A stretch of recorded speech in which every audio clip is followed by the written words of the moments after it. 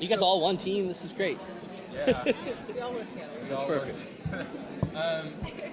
I think, yeah, obviously the show's coming out at a time where, I mean, culturally too, ideas of polarizing themes, darkness and light, how that kind of flourishes itself into things that are happening right now. Are you surprised that a lot of what you guys were writing is relevant to today, even more so? Sadly, no. I mean, that's the thing. It's like I think we're learning more about it, but tomorrow there's going to be a big march, and teenagers are leading us, and I think that's no coincidence.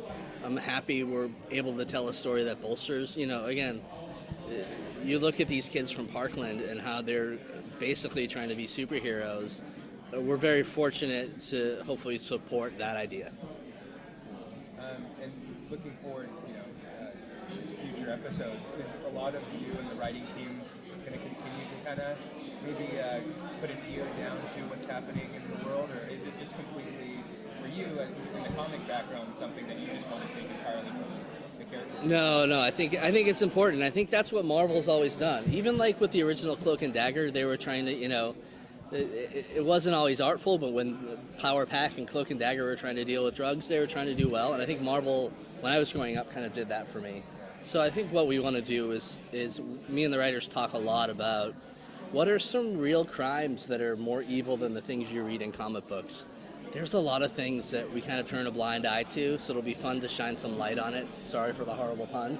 But I think we want to tell emotional characters about our, stories about our characters first and foremost. But I like the idea of some Marvel heroes that are dealing with some real problems. Yeah. So are you able to tell us any of the things you're hoping to shine a light on? I can tell you the things I'm looking into. When I was working on Underground, which was my last show, I was talking to someone who was an expert on slavery, and I was asking him where in the world is slavery still the worst? And he pointed right to the highway, and he said that we don't deal with this in season 1 at all, but it's really interesting, and there's so much human trafficking going on in the United States, and I know nothing about it.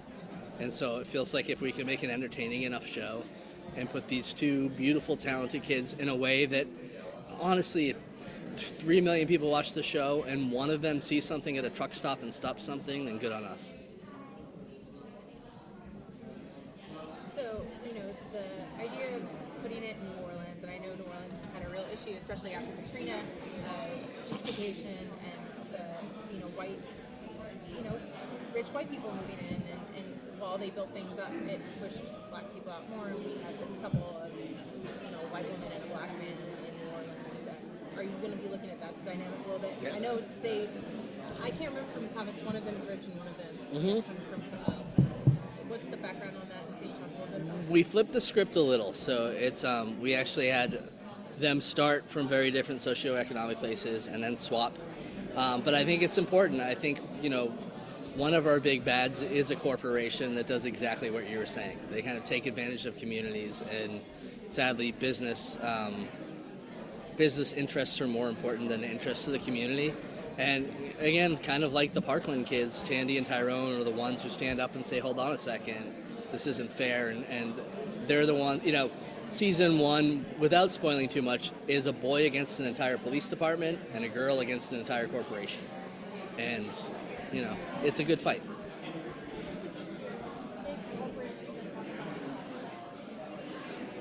I feel like I need a lawyer right here. So, What'd you say? I'm sorry, I cannot comment on that. It sounds like you're dealing with a whole bunch of real life situations. How much are you going to be going into That's always part of it, but I think what I wanted to do is I've never been angry at a show for leaning into the emotion and the character. So I'd rather be inclusive and feminist and awesome and make you cry from a scene between a mother and a daughter. But by the end of it, they are saving the city. So I'm really happy with what the writers and I were able to come up with in terms of pace, and how each director for every hour was really able to kind of latch onto the theme and make a different hour every week. Something that Marvel TV does very well. Mm-hmm. And they flesh out their characters so well.